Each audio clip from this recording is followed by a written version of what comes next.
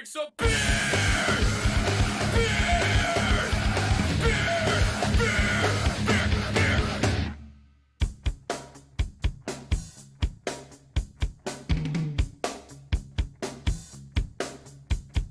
When it's warm, it tastes real crappy, but cold beer will make me happy. When I throw up on the floor, I can go and drink some more. They say beer will make me dumb. It are no good with pizza. Now that we have drunk some beer, let's go drive a car. Beer is good! Beer is good! Beer is good! And stop! Beer is good! Beer is good! Beer is good! Let's go drink some beer!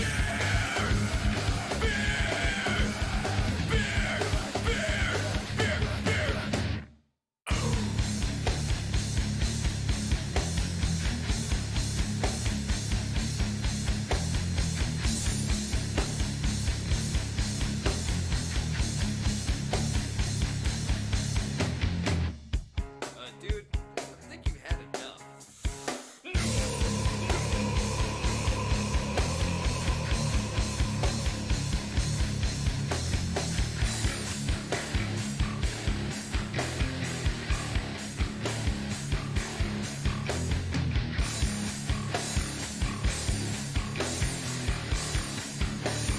Let's go drink some beer! I am drunk, drunk as me.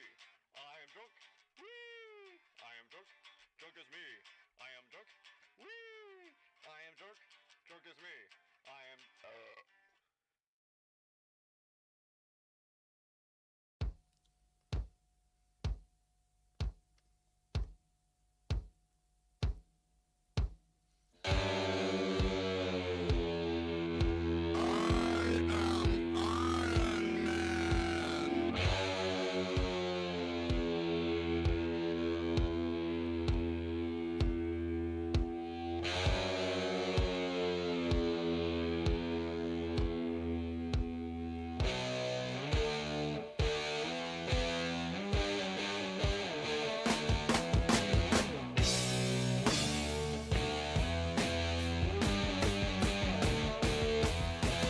Has he lost his mind? Can he see or is he blind? Can he walk at all? Or if he moves, will he fall?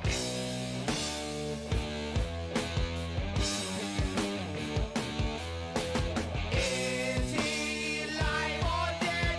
Has he thoughts within his head? We'll just pass him there.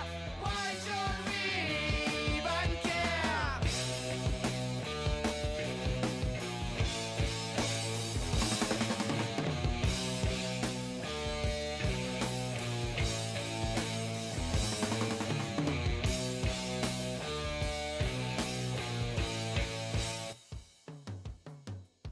Let's do it.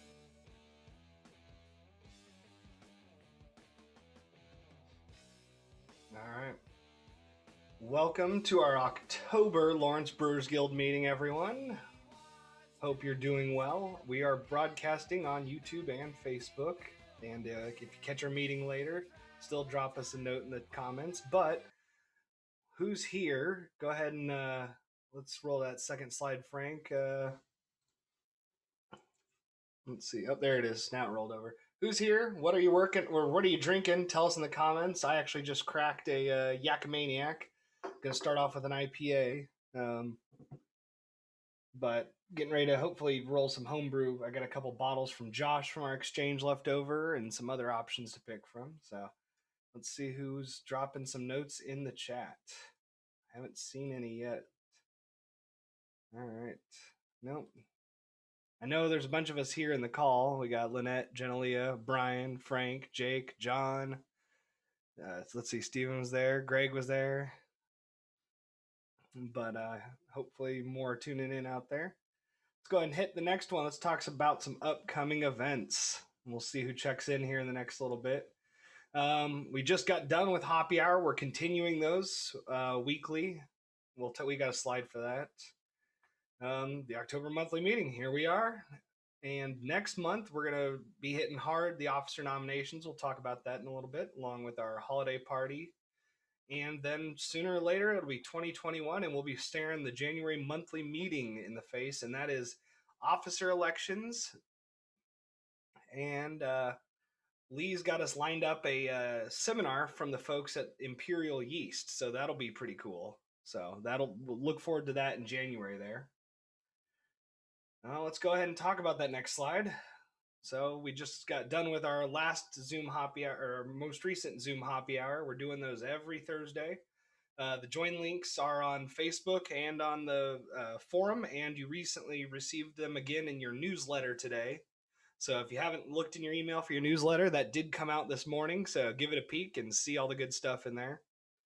But we're gonna do those through at least December. I'm not gonna gamble on it, but I'm gonna guess it's a pretty healthy guess that we'll still be doing it after December virtually too. So, but we'll go ahead and talk about the next virtual event we recently did, Virtual Brewfest. Glad to see a lot of you, and it was cool that we got to exchange some of the home brews at those t-shirt pickup days. So I know I've got a couple gluten-free beers from Steven, and then a couple hazy from Josh, and a couple other beers. I've cracked a couple. So far, so good. Delicious beer. Hopefully, y'all got to drink some traded ones. I know I gave away some jalapeno pale ale and Scottish Wee Heavy.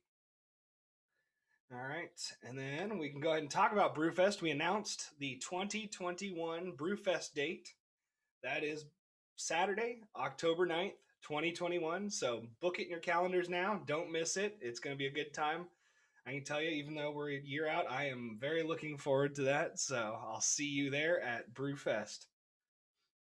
If you have any questions, feel free to drop them in the chat or on the forum or elsewhere. And yep, Frank's hitting that next slide there. Shirts. Saw many of you. We gave out many of the shirts. I think we got roughly about 3/4 of them given out via the 3 various dates we did at Lee's house and the Lawrence Makerspace. We even did some beer exchange, but the remaining folks that are still have shirts, those are now with Clint. And so you need to message Clint either on the forum or on Facebook or email, or text him if you have his number. But just get a hold of him, and you're going to have to make one-on-one arrangements for how you're picking your shirt up. We're down to so few that we're not going to host any more open just show up in shirt days, because we probably would have one person come in 3 hours. So so make your one-on-one arrangements with Clint. Maybe even drop him off a bottle of homebrew if you happen to be dropping that way. So that's that one. It is that time of the year that officer nominations are coming up, and most of the friendly faces I'm looking at here in the call have all served out the max 2 years term they're allowed to in our bylaws, myself included. So we're going to need a whole lot of replacements. The guild works by, those who volunteer and get volunteered and get elected for all these positions. So if you've got some friends you might rib and encourage into taking over some leadership next year, now's the time to start talking to them. If you yourself are interested, now's the time to start getting your thoughts together on that. But all the positions listed on the slide there will be up, with the exception of, you can still nominate yourself for treasurer, but Jake has indicated that he is willing to serve another year if elected. So he is the only person in that list, though, that is not at the 2-year limit. So there is quite a bit of turnover here, 2020 to 2021. That's all I have about that. Holiday party. Genelia, do you want to go ahead and talk about our new date? Sure. So we were able to postpone, I guess, or cancel this year's. That was supposed to be December 5th, and next year's date is December 4th. The 4th, that's the first Saturday in December is usually when we have it. So we were able to secure that date, so that's what we're planning on. All right. So that takes care of the holiday party, and I think that puts us already quickly at the treasure report. One of many times we'll be hearing from Jake this evening. All right, thanks, Ryan. So we're still holding strong at 88 paid members. We are obviously still accepting new memberships if you want. Join up. Appreciate everyone who has paid up so far. Very, very appreciated. Absolutely appreciate supporting the Brewers Guild. So Frank, if you want to hit the next slide, we can talk about what we spent and what we made this past month. So most of what we spent this last month is that's supposed to be September. So most of what we spent was on T-shirts. So this is we just basically paid our T-shirt bill, and income was predominantly collecting money for those T-shirts. And then of course, account balance is about where it has been in previous years at this time. So going into Brewfest, this is about where we typically are. So we're actually in a pretty good spot, and with the how much we spent so far in September, we netted just around we spent just around $232. So, but like I said, we're still about where we need to be. So, and then I think that is pretty much it for treasure report. I'll be back in a little bit. And I will add to Jake's note about membership. It's not too late to join, and some of the things we do conduct business with, like when we discussed Brewfest date and or postponing this year's, that went out only exclusively to paid members because that's our voting process. Is you have to be a current member of the guild, and the same will be true with the upcoming officer elections. So if you do want to be involved in the selection of next year's officers, it would be a good time to go ahead and make sure you're up to date with your membership. So if you're unsure, you can always get a hold of Jake, or if you know you need to pay, just go ahead and send that in via the PayPal there, and we'll get you squared away and get your current membership card if you don't already have one. And that is, of course, good for those discounts at all of our participating friends. So just just a friendly reminder on that. Looks like we're due up for library report, so Lynette, I'll let you go with that. Hello. Once again, I unfortunately have not much to report other than what are you reading? And if you have any suggestions, I am open to them. I do have a list of books that I am considering, and I will probably make some purchases here soon. So you'll have something new to look at and look forward to sometime next year. But if you have any suggestions, please let me know. Thanks. All right, thanks, Lynette. Fresh on the forum there. It's been kind of quiet lately, but we were talking the discussion of officer nominations. The info is posted there, including a link to the bylaws if you're not fresh on what they all have in them, or just want a refresher how we conduct our business. The bylaws are linked there, and then the details for the T-shirt pickup is there on the forum. So that's what you'll find there. As always, though, if you need help setting up like a phone app, you want notifications when stuff gets posted, or you can do it via Outlook, just hit me up and I can always help you. If you can't, I think there's a guide on the forum, but if you need help, just hit me up. All right, that's all I got for that. Looks like it's Jake's turn again. Me again already. Okay. So this is a subject, water chemistry, brewing water, that I would have preferred to do in person and include a tasting to go with this. But we can absolutely revisit this next year and do a tasting with it. So, so go ahead and hit our next slide there, Frank. Basically, what I want to talk about is some of the most common questions that I've heard and that I see around water.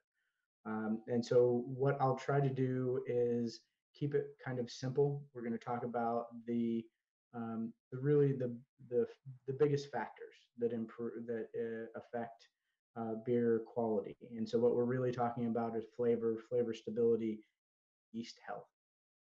And as always, these are just some bits of information, some guidance to help you look at areas for improvement in quality. So we'll start off with the next question, or the first question on the next slide. If you want to hit me there, Frank. There we go. If my water tastes good, is it good enough to brew with? And the answer is maybe. really the main thing that you need to consider here is chlorine, or what we're actually talking about is monochloramine, which is what the water treatment plant adds to your water. You should also consider evaluating the calcium level, zinc, and the hardness or alkalinity level of your water. Um, and so if we talk about these individually, so Frank, on the next slide, we can talk about chlorine. So really this leads to chlorophenol production, which is what is generally perceived as medicinal flavors. Fortunately, this is easily removed through carbon filtration. Now, it's recommended to use a flow rate of less than 1 gallon per minute. This is a fair amount slower than what your tap will put out. Depending on what your water pressure is, in most places this is a fair amount slower. So you want to throttle that down a little bit when you're carbon filtering. Now, calcium is a pretty important one because it is a cofactor for amylase, which means it affects your mash and your ability to convert starches. It's also needed for yeast flocculation, and it's generally recognized that a level of 50 ppm is what you need in your water to be effective for both of these. Now, you can use calcium chloride or calcium sulfate to hit that number. And just as an example, if you don't, are not interested in getting some software or using some software, 4 grams of calcium chloride in 5 gallons is about 58 ppm of calcium. And that's equivalent to roughly 1 teaspoon. So if we move on to the next slide, zinc is really one of the elements that really I haven't heard a lot of talk about until recently among homebrewers. There's been a lot that go around, but I think it's really starting to be more well established as a key element for yeast health. Now you can use zinc chloride, although I think that's probably a little more difficult to find, or yeast nutrient at the end of your boil. And also it's recommended in your yeast starters. I'll talk about that here in a second, but it's really this publication, Technology, Brewing and Malting, otherwise known as the Kuntz. So it's documented there that fermentation proceeds slowly in case of zinc deficiency. Yeast propagation is retarded and reduction of diacetyl is incomplete. So that's a interesting bit of information. It also tells us that a threshold of 0.1 to 0.15 ppm is not reached, fermentation difficulties occur. So that's actually a pretty low concentration, but it is surprisingly difficult to hit depending on your mash conditions, because there is a little bit of zinc in your grain, but it doesn't come out as well if you hit a lower pH. So this is why it's common for breweries, commercial breweries, to add zinc chloride to their water, to their mash, to bring the zinc content up. The study performed by the ASBC in 2011, they pretty much established that a range of 0.48 to 1.07 ppm appeared to be optimal. Another interesting part of that study, actually two things. One is that they found that you start to hit 10 ppm and you have some adverse effects. But probably the more interesting thing is that they established it was possible for the parent yeast cell to pass on the zinc that it possesses to its progeny. So what that means is that it might be a pretty good idea to add it to your yeast starter. So that can be a little tricky because you're talking about a really what amounts to a pinch. It's almost equivalent of like if you're using Vai's nutrient, that ends up being like a 16th of a teaspoon. So you really just want to add a little, a very small amount, but it's highly recommended to add to your yeast starter because you're really setting your yeast up for good fermentation later. Okay, so moving on, we talk about hardness, or really what we're talking about. You can hit the next slide there, Frank. Um, what we're talking about with hardness is really focused on residual alkalinity. So these two kind of go together. And really, hard water may not taste bad, but what happens is it leads to a higher pH in your mash and your wort. This in turn has multiple negative side effects. So if you so choose, you can reduce the hardness with water softening. But even if you don't, I highly recommend a pH adjustment with acid. Or really, what should be added here is acidulated malt is another way to lower your pH. Now, fortunately, for those of us in Lawrence, the city water here falls into the moderately hard category with the typical hardness of 100 ppm as calcium carbonate. So the units for hardness are a little strange, and depending on what country you're in, they're reported totally differently. But the residual alkalinity of 60 is not too bad.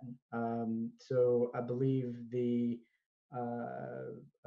technology of malting and brewing recommends somewhere around 20 residual alkalinity for a pilsner. So that's even a fair amount lower than what we get right out of the tap. An important thing to know is if you use softened water, it removes most of the calcium. Soft water has very little calcium in it. So that's an important thing to keep in mind. You don't quite get enough from the malt to reach 50 ppm. So you may want to consider adding calcium chloride back to your soft water. Okay, Frank, let's go to the next slide. Another common question is, how do I read my city water report?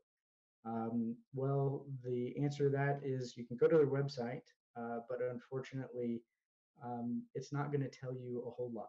It will tell you some pretty general information. It will give you ranges. And if you hit the next slide, I just pasted in a couple of lines there from the water report. It's okay if you can't quite read that. The important thing is that it's giving you this wide range at times.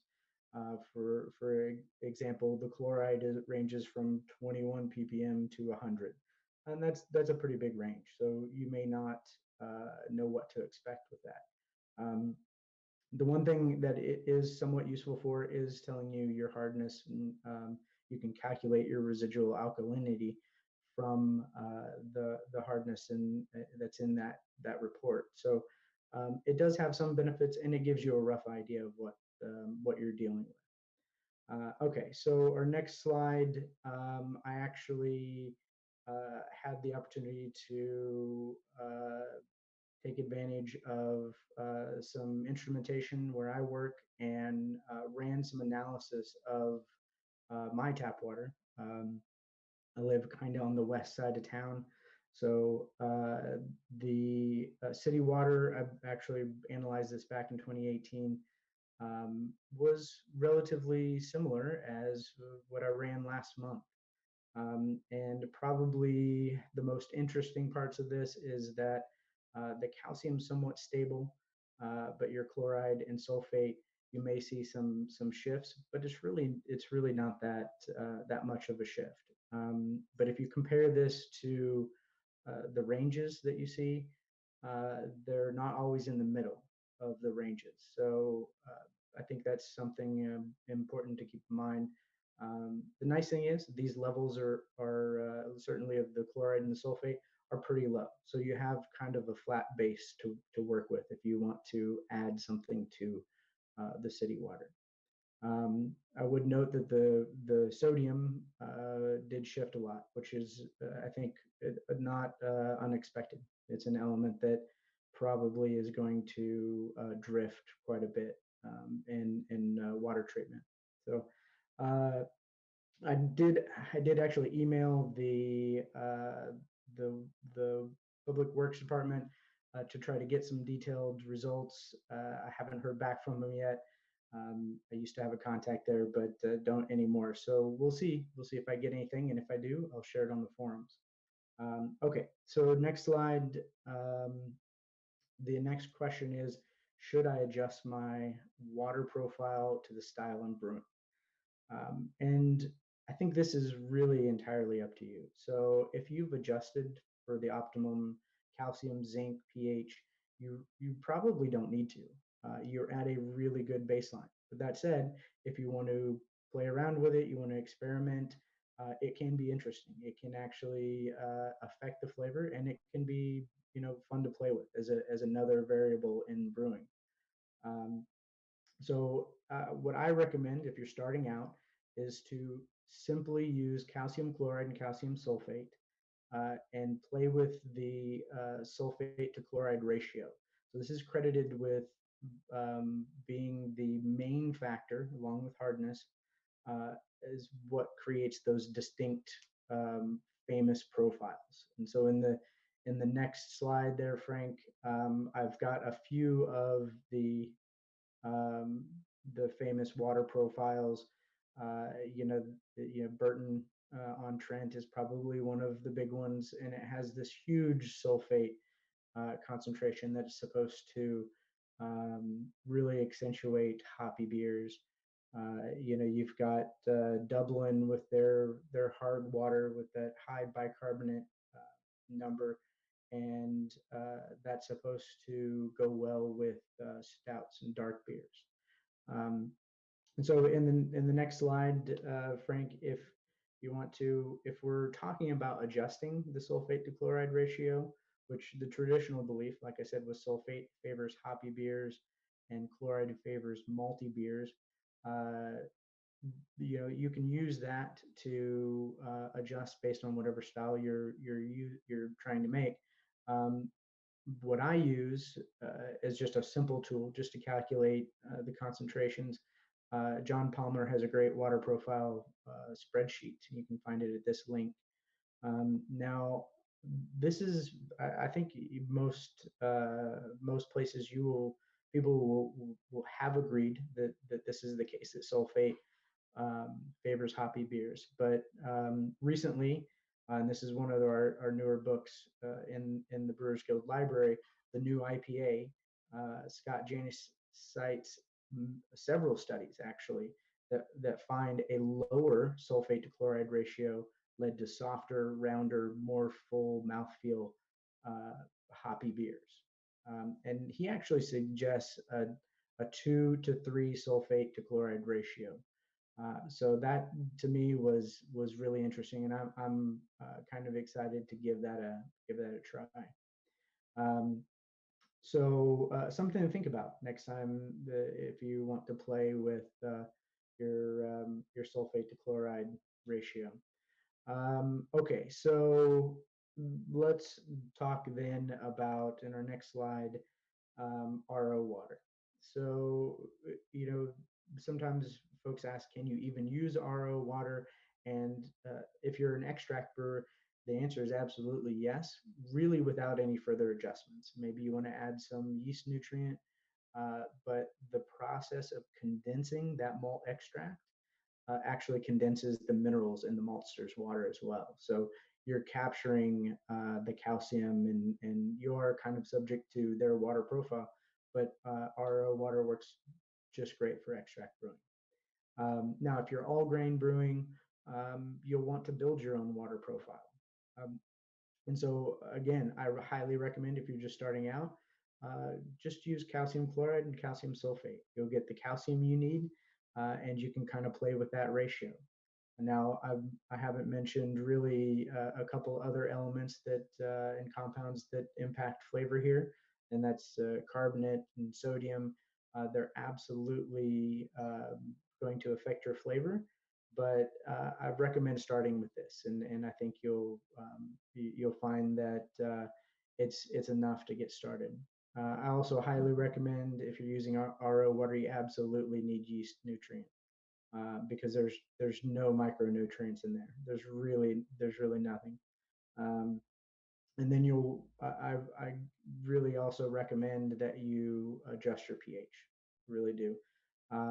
Now, a quick note on yeast nutrient, depending on which nutrient you choose, you could be getting a mix of salts and denatured yeast, or in the case of what White Lab sells, the Cervomyces, that is really just zinc enriched yeast and denatured yeast. And so you might be getting different things depending on what yeast nutrient you use, but you are actually getting zinc from that no matter which one you use. And then that's one of the main elements the benefits that you're getting out of that yeast nutrient. Okay, so we're almost done here. The next slide gives you some resources. I mentioned John Palmer and his calculator in his book Water that he wrote with Colin Kaminsky. It gives a really thorough rundown of all the elements and how to adjust your water. I think it's a great resource if you want to use RO and you want to build your own profile. Absolutely check that out of the library. Likewise with brewing better beer, if you want to see some recipes that have that really basic just calcium chloride, calcium sulfate, Gordon Strong has several recipes in there that use RO, and he just gives some pretty basic water addition minerals for those recipes to really get you started and give you some examples of levels that can work well with a particular style. If I'm making a new style that I've never made before, I'll frequently reference that book to see if he's got a good starting point. And we also have, you also probably want a way to calculate your concentration. So John Palmer's water adjustment spreadsheet I mentioned. I haven't used Brewfather or Brew and Water, but Josh is going to tell us a little bit about these and how to use those. And I think he's had a lot of success with them.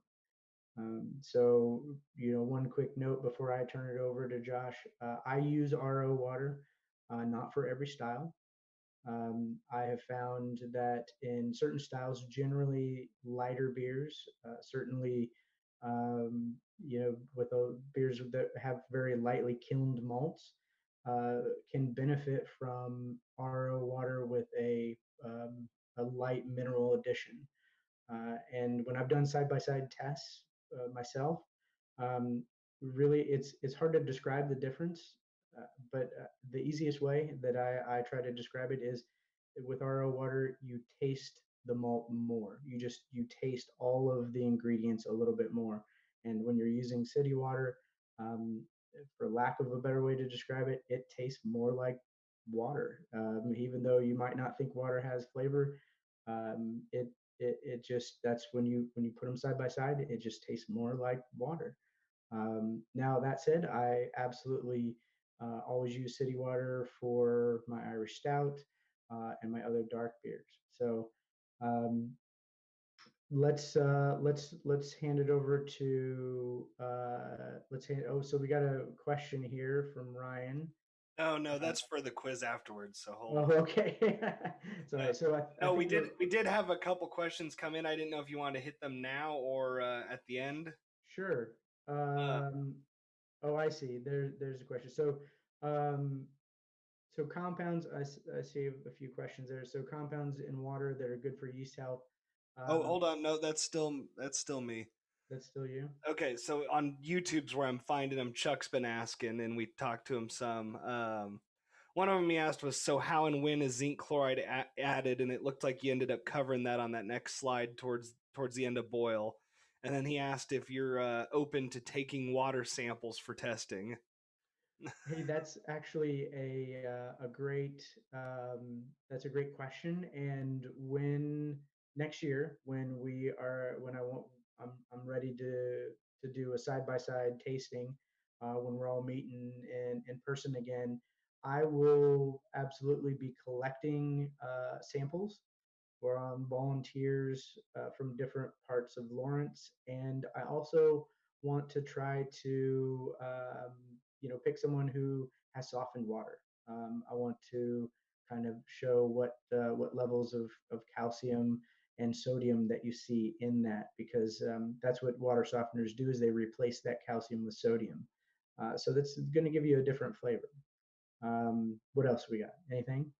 I had a question. So I've historically been told the two things that the city water is of two sources, so Clinton Lake and the river. And the reason why the sort of that chart is such a wide range of values is it's an average across multiple sources. And depending on where you live, even if you live arbitrarily close to Clinton Lake, you might be getting river water because they change the flow rate through the water system because they're interconnected, two interconnected systems based on like algae blooms in Clinton Lake or Topeka Right. dumping crap in the water, which has literally happened like 2 summers ago, twice or 3 times. So like, is that true or you know? So I've heard the same thing, and I was actually that's one of the reasons why I reached out to the Public Works Department to try to get a little bit of data. Um, but without the data, it's hard to confirm when that happens and how much it happens. You should be able to tell that if they were able to give me, some data, even monthly data would have helped. And they, I'm assuming would have had to provide um, you know, uh, some sort of condensed summary of it, maybe standard deviations or something. But this is actually one of the reasons why I want to collect samples from folks in different parts of Lawrence is I want to confirm that. And it might be a little much to try it during different seasons, but I absolutely want to collect some samples from folks and see what we can demonstrate across different parts of Lawrence. So we may have to. Hopefully, I'll get a little bit more information. We can kind of confirm where that cutoff is, because I've heard different areas where you might be getting one or the other, or you're pretty much guaranteed to be getting Clinton Lake or vice versa. So And even if um, you're getting one of those water bodies, there's still so much seasonal variation based on like river flow and stuff. agreed. Agreed. And really, I think the big thing, though, the big takeaway is that even at the high end of some of those, especially if you're talking about sulfate and chloride, um, they're not big. They're not huge. I don't believe that they're fluctuating enough and to a high enough level that it should impact you. Really, probably the biggest thing that you could see an effect on is your residual alkalinity. That's where you could be seeing a big difference, because that was a fair range. I think it went from 50 to 200 on hardness. Um, that think still falls in the. I don't think I actually had the hardness on that one. Um, but I think that even in that range, it still falls in the moderately hard category. But you're at the ends of that of what is considered moderately hard. Um, and really, the biggest thing that it almost doesn't matter what results we get if we do a survey, because it could change. It could change the next day. So this is why I really recommend adjusting your pH, and the only way to do that is to measure it and adjust it with an acid of some kind, and you'll be sort of prepared for that that shift if you do experience it. Also, that's why I use RO. That was going to be my next point. Is it's one less variable that I have to worry about, where the water source is coming from. You know, if there's an algae bloom and my water tastes really funky and the carbon filter doesn't take it out, I don't have to worry about that. It's just one less thing and I have to worry about. So, any other questions? I think I might be ready to kick it over to Josh so he can talk about some of the software. All right. Well, while he's talking about Brewfather, Jake, if you do want to look at those messages I gave you and shoot me something back. Gotcha. Well, thanks, Jake. I think you covered everything really well. And I don't have a ton to add. Before I get into some of the software stuff, I'll talk a little bit about my experience with it and a big reason why I use reverse osmosis or RO water.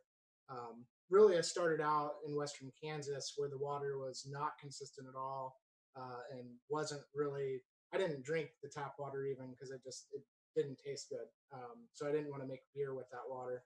So I started as extract and I used RO water and I didn't mess with adding anything at all. And my beers I always thought turned out good. Once I moved into all grain, I just was so used to using RO water and not having to worry about those variants, or anything like that. I just continued to use it and started getting into adjusting stuff. The first few batches of all grain I made, I didn't adjust anything. They turned out good, but I felt like they were missing something that I had with when I was brewing extract. I was like, why did my extract beers taste better than the all grain beers? Because everything you read or look at, indicates if you move to all grain, ideally, you're getting less of that extract flavor and overall a better beer. But I wasn't experienced in that, and so I actually checked out the book, the water book from LBG, and started reading some of it. I didn't get through all of it, but that really kind of piqued my interest into starting to adjust some things. And so kind of dove deep into that, and I noticed a huge difference as soon as I started actually treating the RO water. I was starting to get more of that crispness, more of what I was shooting for, and what I was missing from when I was brewing extract. So, yeah, it's pretty cool. As far as yeast nutrients, you talked a little bit about that. I use yeast nutrients with every beer I brew. So if I build a yeast starter, I generally add yeast nutrient to the starter. And then when I'm brewing in the last 10 minutes of the brew day or the boil, I'll add some yeast nutrient as well. And in my experience, I've used a few different kinds. I like the Y Yeast brand yeast nutrient, not for any general reason other than the dosage is better. I use a little bit less on the dosage than I do on some of the other brands, and I've had good experience with it. So. As far as pH goes, I got a pH meter and I started testing that. That kind of happened right around the same time I was getting into the water stuff. And as far as the hardness or the alkalinity or the bicarbonates or whatever, I don't really worry about like if I'm matching a profile with that. Really, it's more about hitting that match pH.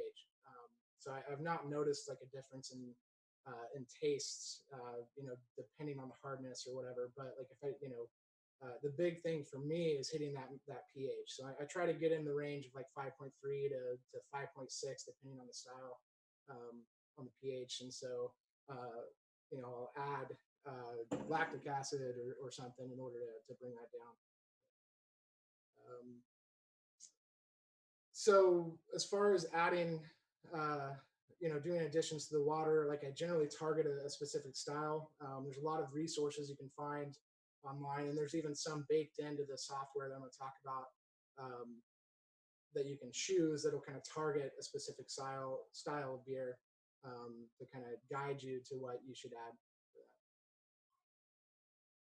for that. Starting out, don't have this. Let me see here. Okay.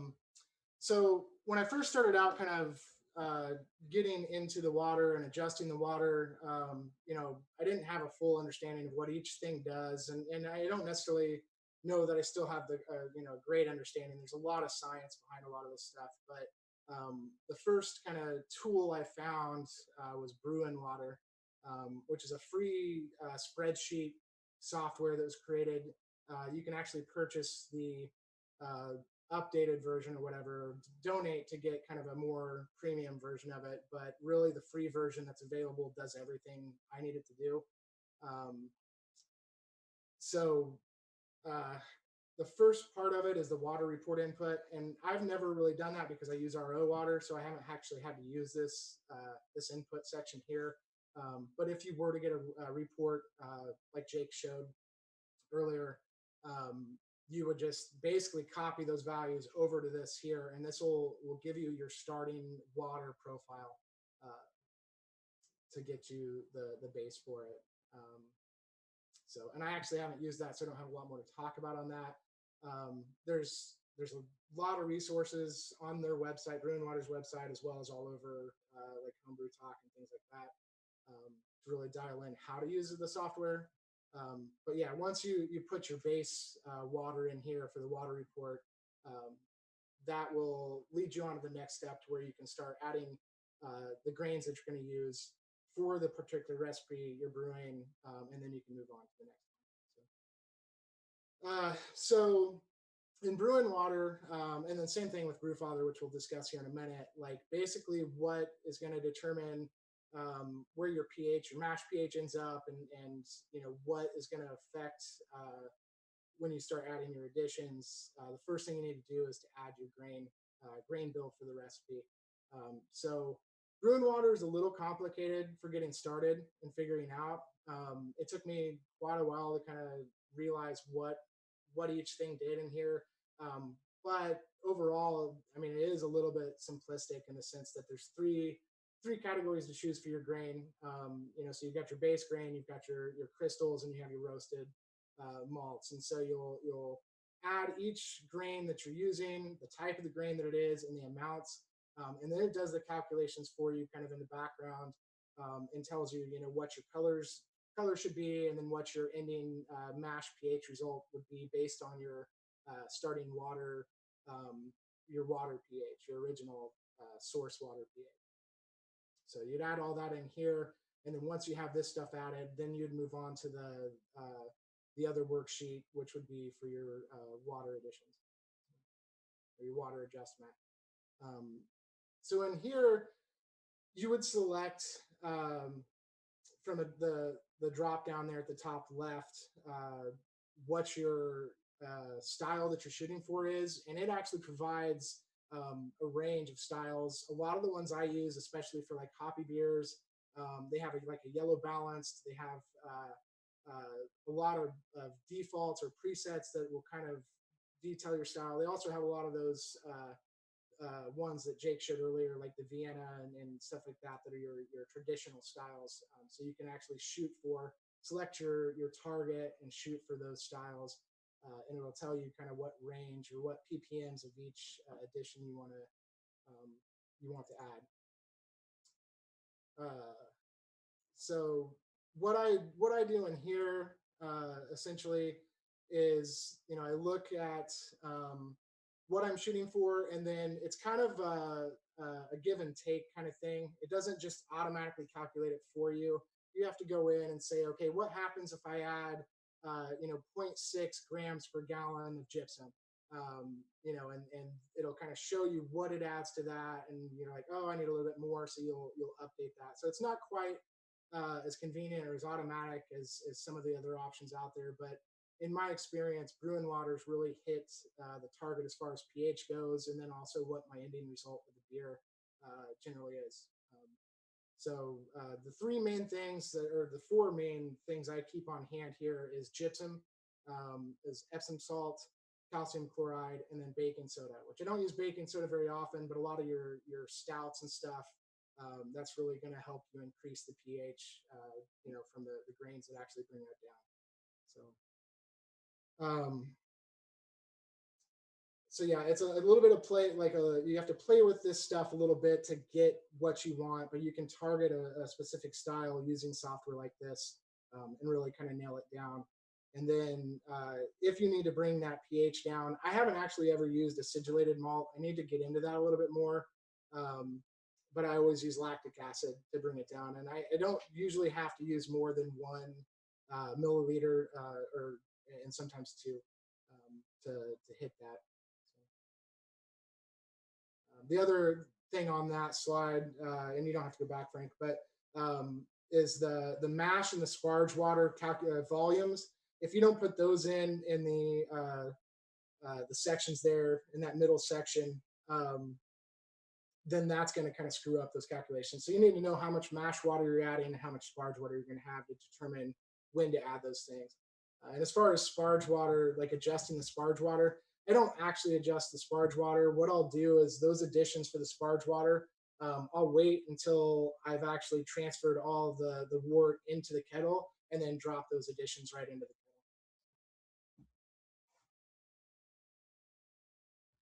And then this slide here is just showing you some of the built-in profiles that Brew and Water has. And so from that drop down on the previous page, you can select one of these profiles, and then it'll show you the values for it and allow you to adjust to try to hit those values.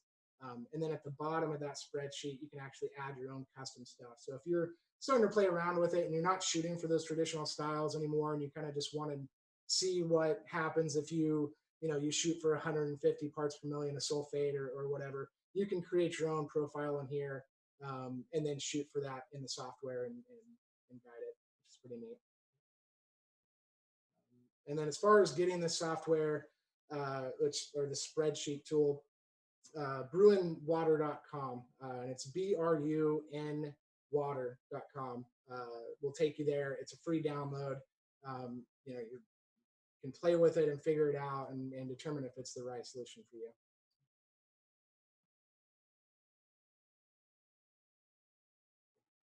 Next slide, Frank.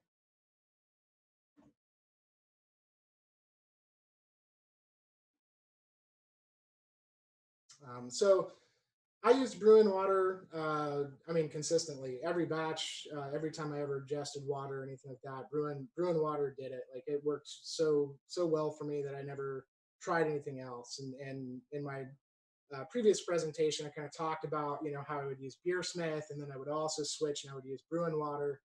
So I was using the two tools to try to figure out, for brew day what I needed. And then when I started using Brewfather, their water adjustment stuff in here I think is really good. I think it's equal. I compared the values to what's in Brew and Water, and they were pretty much spot on. So even though I love Brew and Water and it's great, I don't really use it anymore now that it's built into Brewfather, because I am getting kind of that same consistency and the same accuracy out of it. So next slide.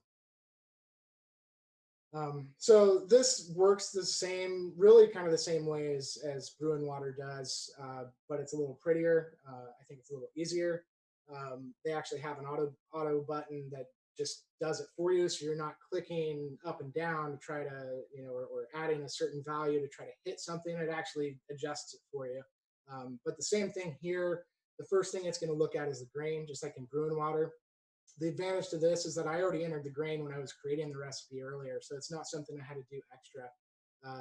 It's already there because I built the recipe in Brewfather.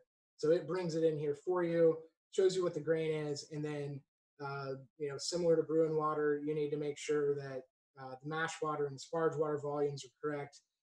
But in here, it brought it in for me because it calculated it for me in here as well. So at this point, I haven't done anything. As soon as I opened the water tab in Brewfather, like, this part of the job was already done, which is really cool. And then the next slide will show kind of the scroll down part of that same tab. So this is still in the same window within Brewfather, just scroll down. And in here, the big thing with that is your default source, which I set up from the very get-go when I started with Brewfather, so it's always there. And that default is just using the RO values, since I use RO water. But if you had your source water from the city, you could put those values in there by hitting that change button, adding those values, and then it's always there until the next time you update it. So as far as your source, and then you have your target profiles, where you can select. Brewfather has most of the same, not quite all of them, but it's got a lot of the same profiles that Bruin Water does, and then they have a few of their own. And then you can also create your own profiles as well, your target profiles. So I would select a profile in there, and then just hit that auto button that's there next to the mash pH tab. And that auto button automatically shows the part or the grams that you're going to add for your calcium sulfate or your calcium chloride, Epsom if you need it, or baking soda or anything like that. So it just, like, instead of hitting those up and down buttons or changing the values, it just automatically calculates it for you, um, and puts it right there on the screen. And it separates the mash from the sparge values, and then the lactic acid is a manual thing. It does not automatically calculate the lactic in case you were going to use an acidulated malt or something. So you do have to play with that one a little bit. But as soon as you start hitting that toggle to raise the value for lactic acid or whatever acid you're using, it will start adjusting that pH. So you'll know what pH level you're going to hit through that. And this screen here is just a view of what water profiles they kind of have by default. And this is just about half of them or whatever. So if you're shooting for a hoppy beer, or like a pale ale or something, you can choose one of these defaults without even researching anything more about it. A lot of times I'll look online for traditional styles and what water they used, and maybe target that, or play around, especially on like the hazies that I've been brewing, because I kind of got maybe a little too into hazy IPAs there for a while, and so I no longer use any of these defaults for hazy IPAs or what's suggested. I just like keep playing with values and making different beers, and I can notice a difference in each one of them. And then I think that's all I really have. Was there any questions on any of that I missed?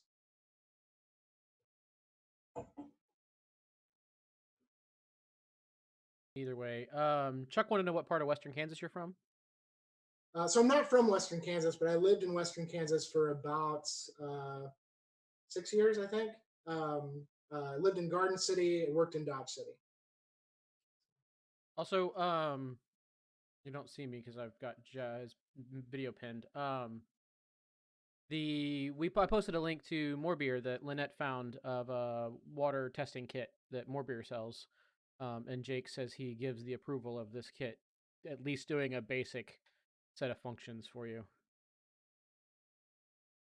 It's out of stock right now, but it's a good starter. Even if you don't do that, I would say invest in a pH meter. It's worth it. I've got a question, and this is maybe more Jake's part of the seminar than the brewing software related, and I'm also going to preface it with there are no stupid questions. So like I use Whirlflock, and I know that's a yeast nutrient, but you were talking about like adding zinc and stuff. Does that count? Or like I know Josh mentioned dropping stuff in like with the wort in the kettle. When you're talking about treating your water, is that something I need to do earlier on in the process? I might have just missed this in the seminar too. No, so to my knowledge, Whirlflock does not contain any nutrients. If it does, I have never heard that. All my understanding is Whirlflock does is it helps settle out your hot break. So Okay. It's some sort of yeast nutrient, and I put my Whirlflock and my little teaspoon of yeast nutrient in at the same time, I guess. oh, okay. Which I Yeah, think it's like a Y yeast nutrient. I don't know. It's a powder tube I have. yeah. So it comes in a tube. Yeah. It's vi yeast, their nutrient. Um, I happened to just check out their website the other day, and they actually recommend on their website that you dissolve that in water first before you add it to the last 10 minutes of your boil. I've never done that, but I thought that was interesting. I don't know why you would necessarily need to do that. I guess maybe just to prevent it from, the undissolved bits from getting, sort of caught up on the side of your kettle. Um, but as long as, you're not really worried about that, I don't see any reason why you can't just throw it in, at the last 10 minutes. That just know that that is uh, a mixture of several different things. So if you look at it closely, you can see some little like white colored crystals and some tan colored particles. And that's because it's a heterogeneous mixture of various salts and basically yeast husks or, yeast cell walls. And so when you go to get a scoop of that, try to shake it up first. Make sure everything's kind of evenly mixed up. Okay, so then does that like count as treating my water, or this whole water treatment thing is separate from that? Really, the best thing you get from that is zinc. Everything else, it really is, I won't say unnecessary, but it is just it's maybe added benefit for your yeast.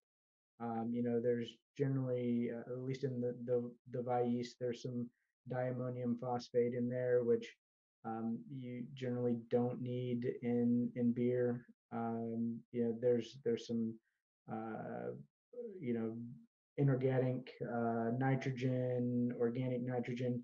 These things are generally you're pulling from the malt enough that you need, but zinc is the probably the biggest thing that you're getting from that yeast nutrient. Thank you. Any other questions out there? There's some good ones. Let's see them. Don't see any on YouTube or Facebook that we're missing for you, Jake. So anybody else here in the chat have something question wise? Otherwise, we got a quiz and survey coming up, so don't go anywhere yet. Well, thanks everybody for the questions, and I really do. Josh and I got some big plans for us to revisit this and do some side by side tests of city water versus RO water. So I'm kind of excited to put that in front of everybody. I'm going to recuse myself from the survey, or at least the quiz. You can still answer the survey question. Right. All right. I'm going to put that up on the screen here. The code we have been dropping into the chat there, so it's a little easier to find it. And Jake, you can just answer the questions very, very lately, so you don't get a lot of because the faster you answer, the more points you get. So just answer questions in like the last second to get it right. Copy that. All right. I believe you should start seeing it on screen now. Yep. Okay, good deal. Who's doing research? We'll leave it open here for a couple minutes, just so that way people start filtering in. So just get in as soon as you can. Oh, you got it. Oh, Brian's got kind of a spooky. You gotta have a spooky Halloweeny. Oh yeah, I guess it is Halloween. I was in the midst. Got one.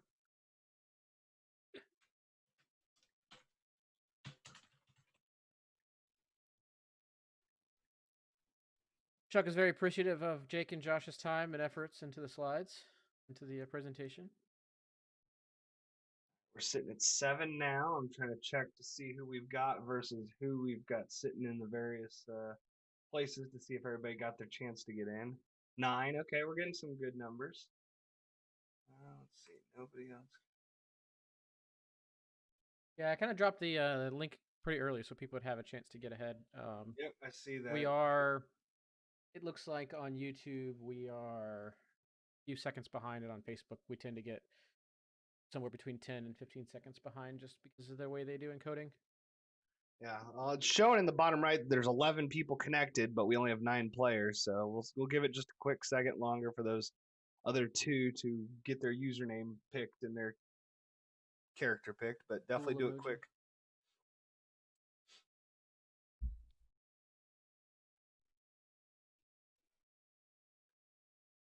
All right. Oh, we're there's 10 again. Okay, good. Let's see if that might be it. We might be rolling with 10.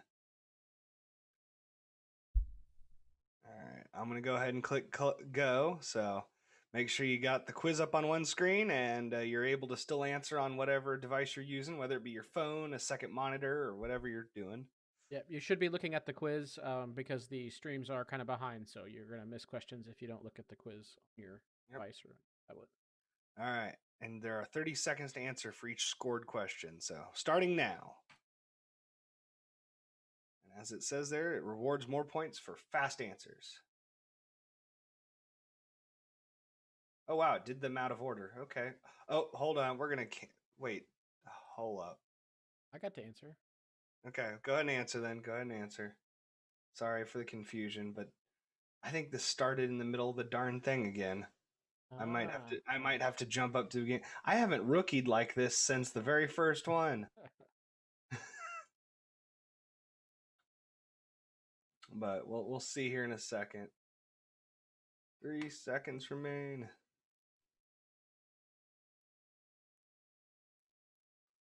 All right, sulfate is what makes Burton Water famous. All right, don't look while I quick flip through them all. Yep, it was totally at the first one. That's kind of as a... Okay, well, there's the quiz. Okay, there's my leader. What is going on?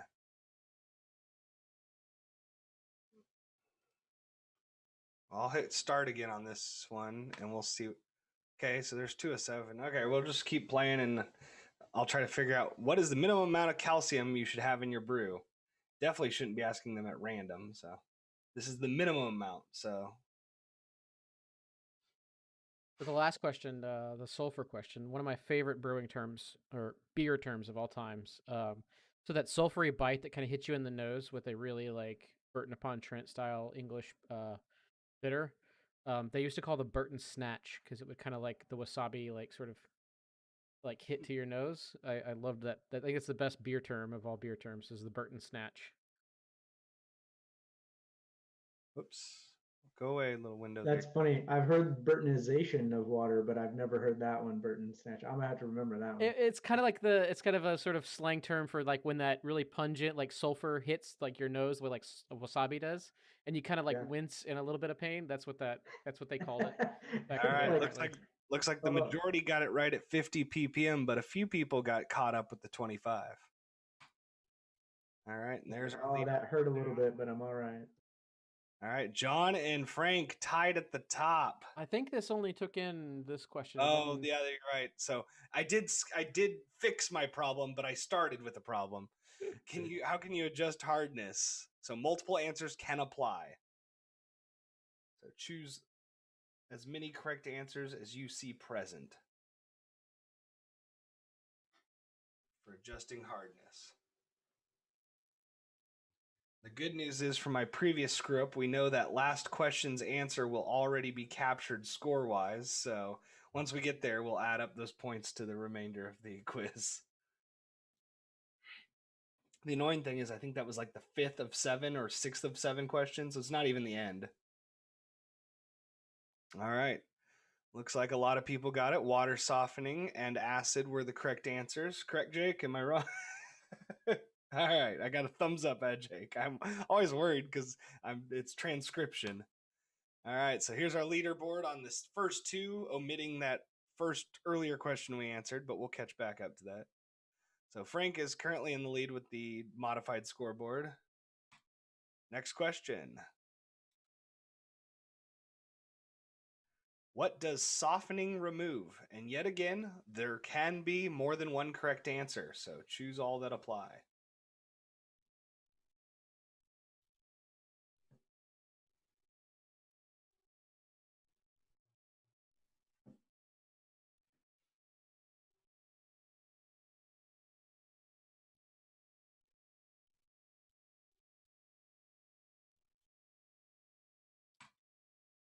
All right. Time is coming close to an end.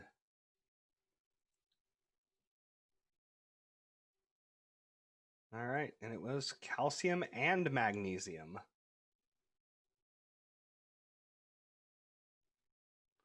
So with the next one there. That was a little bit of a trick question.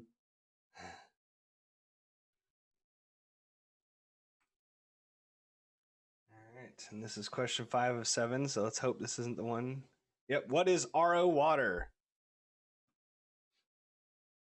This is my favorite one as far as fake answers go. Like, I loved this one. I didn't even have time to read them all. I just found the right one quickly. Well, then I won't even read them out because I might mislead someone. to the Oh, wrong- no, that's on the screen, I guess. Okay.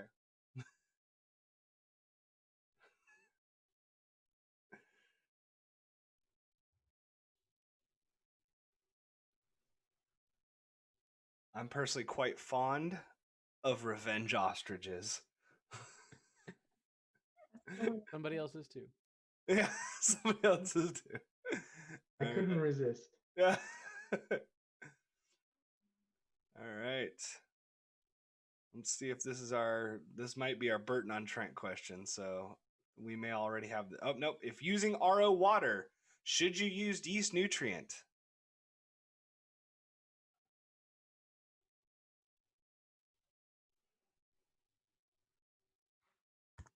Most of these came from Jake's slides, but I tried to listen to the infill of words he had between, in addition to the slide content, to derive some of these.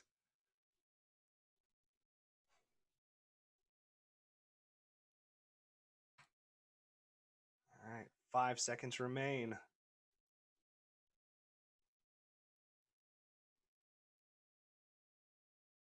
All right, people, we're listening. And for our second to last scoreboard here, Josh in a fairly strong lead. John behind him. Let's see what this last question did. This was the one we already answered, the Burton on Trent. And I know it holds the scores, but I forget if it allows you to okay. No, on mine, it tells me I already answered the question. So this at this point will be to anyone else who wasn't maybe around for that first time I goofed up the question. So if you can answer this question, make sure you do so now. If it's not offering, it means it's already holding your previous answer. Good job, Ryan. I know. I have to say I had a pretty good track record. I think I made 5 months with only 2 oopses, you know. That's not the greatest percentage, but for low practice, it's not bad. That's 2 out of 7, which gives you a C. I'll ask my college transcript. I'm familiar. I took one for the team here, and I'm probably going to be in last place just to make you all feel better and stuff. Way to be a champ, Lee. All right. So this is the last of our survey. Don't leave, or our quiz questions yet. Don't leave yet, though, because we got some fun survey questions coming up. So don't leave us yet. Josh took it, though, but a good leaderboard there. Nice. All right, next question. Have you tried building your own water profile?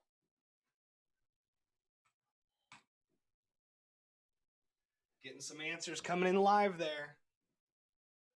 So I really think we need to give that to John because I had a little bit of an advantage on that.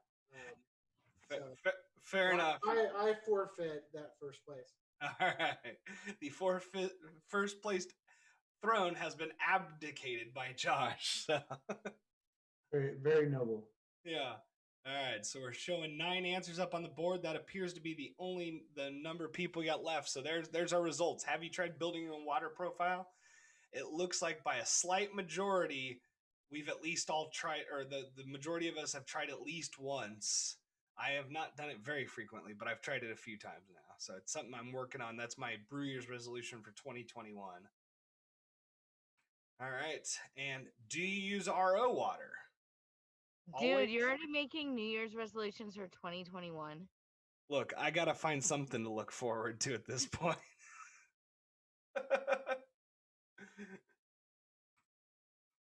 So I think the resolution for everybody for 21 should be just suck less. Yeah, we're setting the bar low, okay? All right. So it looks like we've gotten all 8 people answered on here, if I read this board right. But it looks like half of us have never used RO water. The rest of us use it with varying frequency. And it's going to probably relate most to if you're building that water profile. I've used RO when I'm building the water profile. If I'm not, I'm just dropping tap and making some modifications to it. Maybe getting rid of the chlorine or something like that. All right. If we held a guided tasting at a future virtual meeting, I should specify here, and we published a shopping list we'll promise about a week ahead, so that way you could get to the liquor store on your time and purchase the beers. Would you be interested in join in? So it looks like a lion's share are thirsty to talk beer and drink it with each other. So that is probably a feature we'll try to coordinate for our November meeting. Yeah, I think that's a good idea. I like it. So, all right. And then, have you brewed since March? One of my favorite survey questions, just because I'm curious to see if the trend shifts any. Because, the longer we've been bored, the more people might be brewing. The answer's no, but I did say we needed to brew. Yes. I'm hoping to brew Saturday, Brian. We'll see. I had said I was going to brew last Saturday, and we saw how that turned out. I want to know if my wine tasting tonight inspired your beer tasting. No, we've been cooking that a few meetings now because KCBM started doing guided tastings. But I was sad I couldn't do the wine tasting. Well, we've still got plenty, man. I can't drink 4 bottles of wine by myself. Even of us drink 4 bottles of wine in an hour and a half. Maybe if you borrowed Lynette's hoodie. I'm really confused who's talking. That was a female voice. That was Nikki. So Nikki's Brian's the other half. Hi, Brian. There's Nikki. Nikki. All right, we'll get the next question while we're talking. Are you going to nominate yourself or someone as a 2021 officer? The answers are yes, but with glitter, or no. Yes, but with glitter. Oh, I thought there wasn't going to be I any think for a second. this is my favorite question of the night. I thought you I might. nailed it. It's like that beer with glitter that we didn't drink yet. Oh, I drank mine. It was very disappointing. So Was it? So we should just go ahead and drink the other one. just rip the cord off. Solid. That's good to know. Thanks.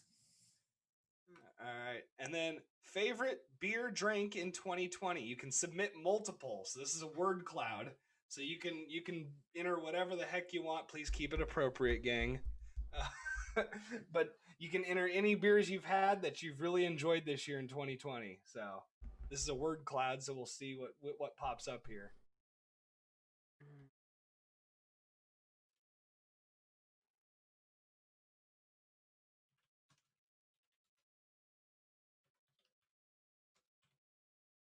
Jake.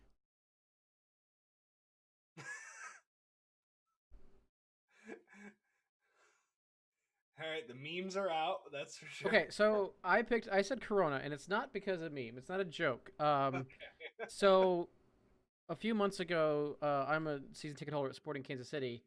They were allowing a small number of fans to come back to the stadium and watch soccer in person, and the only beer they had reasonably available in can form was Corona. So it was either Corona or Bud Light was my options, or Michelob Ultra, I think. So for just sake of nostalgia and being at a live sporting event watching real sports.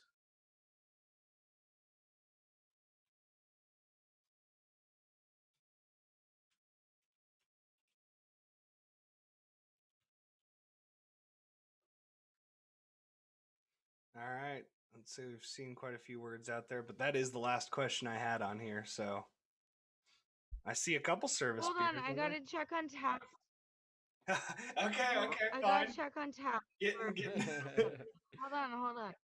I know Nikki shares with me that service black walnut was one of her faves too. We went cuckoo for that stuff a few weeks ago. I ran out of fields to put beers in, so that didn't get included.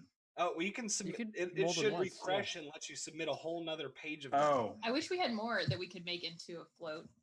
That would be so good. Oh, speaking of floats, don't forget I have the easy to I crack ice know. cream. I didn't think of it. I didn't think of it sooner. We would have done that with the black walnut instead of having Sip the Magic Dragon. Huh. I like the name. I appreciate it. So Buffalo Sweat, that's what Wichita Brewing Company making formerly Making tall grass beers. They're still labeling the cans though, tall grass on the front logo. Yeah. So I They're bought sexy. a 6-pack of the 8-bit ale, and it's actually a sticker on top of the can. And if you peel the sticker off, it's the original tall grass can restickered because Wichita had to put their name on the can for ABC reasons. When I think so, when the bankruptcy happened, Wichita bought all of the assets and IP from the actual production facility. Yep. So that's how they got their hands on pallets of cans, because I noticed that for a couple other varieties too. Yeah. That being said, I wasn't terribly impressed with the Wichita version of 8-bit, and I don't know if maybe it was just it's a beer that nobody really bought, so it was kind of had been sitting there for a while because it's a fairly like one of those new age fresh pale ales with lots of late edition hops that go pretty quickly if you don't get them consumed. Did I tell you that? Oh, go ahead. What's Torn Label Sea Trolls? I haven't heard of that. Sea Trolls, but yeah, Torn Label's pretty good stuff. I'm looking that up now. That was one that Pete brought me. It was like a hazy IPA that I really enjoyed, and I wish I had more of. Apparently, you in Kansas City, it's got basically a 4.0 on Untappd, so that's pretty solid. But what I was gonna say about Wichita Brewing, or not Wichita Brewing, Tallgrass, Frank, I last summer in Michigan found a 4-pack of that Grizz double IPA that was probably 3 years old on a liquor store shelf, and I bought it just out of curiosity's sake. It was every bit as aged as it shouldn't have been. Ooh. Someone put up that they had a blackberry blonde. Where do I find that? Or a huckleberry blonde? Oh, Nikki was the one I think who picked that up. Yes, the Huckleberry Blonde came from Wyoming. I still have 3 cans, though. Who is talking? I'll save you one. That was Lynette. Ooh, I'll trade you. Tradesies. All right, we got some trades going on. All right, well, this is the last question I had on here. Does anybody have any questions related to our events we discussed tonight or the seminar that wants to hit any of those topics before Frank winds the stream itself down? Or any other business in the audience that needs to be addressed? I'm going to go recheck the chat to make sure we didn't see anything. Have we made a decision, or I mean, I know we haven't talked much about it or whatever on the Bell's Two Hearted deal? No, we haven't. And I meant to that was one of the like 12 items I had for today to try to hit so we could, because I always try to push everything to the day of the meeting to address. So I'll get a hold of you, Josh. We'll kind of set the not rules, but like procedure and stipulations, and then we can maybe put an announcement up next week and start collecting people and get that rolling, by next meeting to maybe distribute them in January or something. Sounds good. Okay. Ryan, I want you to, as president, make Courtney get a decision on what to do with Dwight because I think it's still in a barrel. Oh, we decided it's gonna live in a barrel. How long? Until Brewfest. Yeah, that makes sense. So we'll have hyper barrel aged Dwight. That is quite the long aging for a beer. Uh-huh. No, because I talked to them in case they needed packaging help or whatever else, just so we could make sure it's, ready since they're doing us such a favor with that. But nope. Dwight will reside. Dwight will slumber in the darkness, awaiting Brewfest in 2021. Oh, God help us! I hope we're out of this by then. Yeah. All right. Any other questions? That was a good one though, because that is something we've talked about recently amongst officers and peoples.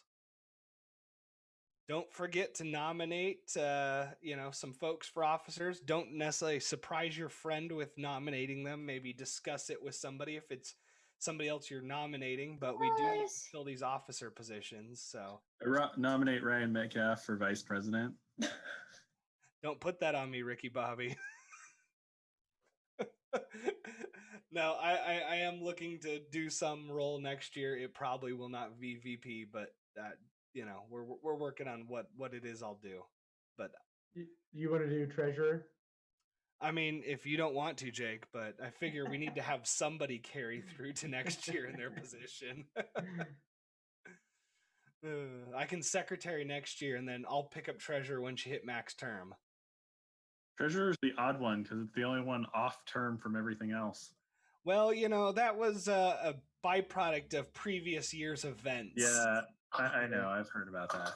I don't think that that's a bad thing though, because there is value to having officers carry over. Oh, for sure. It would be cool. Yeah. I mean, so anyone listening, you're not necessarily going to commit. You don't have to commit to 2 years. If you want to drop next year, that puts more positions out of sync, which is a positive thing, as we've said, for like continuity of transition, making sure that some people in the decisions last year carry on to make the decisions next year. So Yeah, we need to don't be start. afraid to volunteer thinking you're committing forever. All right. Well, it is 8:23. Unless anybody else has some business they want to hit, we can go ahead and wrap it up, though. Clarify, we're wrapping up the live stream and then we're gonna stay on Zoom and drink. Yes, we can. Why we can not? party all night long here in the Zoom. All right. I'm even off work tomorrow. Me too. Cheers. It's gonna get dangerous. All right, Frank, let's roll. Go ahead and roll her down. Cheers. And then give us a heads up when we are rolled down. Well, you do the Zoom thing, we just go back to whatever we did the happy hour on. Oh no, we'll just stay here. It's just, we want to make sure Frank's wrapped the stream. Okay, let the debauchery begin. Now there are those who like to think we'd be best without the drink. No beer, ale, or frothy pints of porter. So let's hypothesize. Sorry, how it let me would enable change your screen sharing. I life didn't even if everyone were only drinking water. There you go, all no participants. public Nice. houses, no bars to take us spouses, no party cakes or cans to celebrate, no deliriums or visions, regrettable decisions, no excuses to be coming home too late. So brothers, sisters, it's time to take